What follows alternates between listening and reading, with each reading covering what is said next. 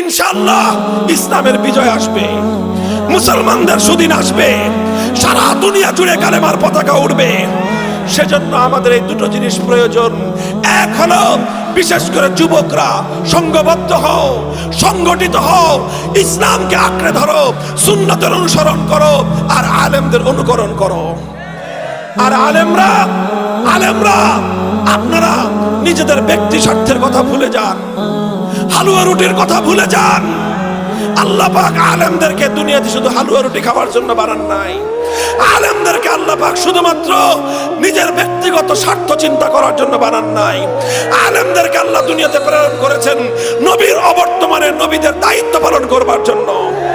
যেই আলেম নবীর অবর্তমানে নবীর দায়িত্বের জোয়াল কাঁধে তুলে নিতে পারে না, সেই আলেম পরিচয় দেওয়ার অধিকার রাখে না।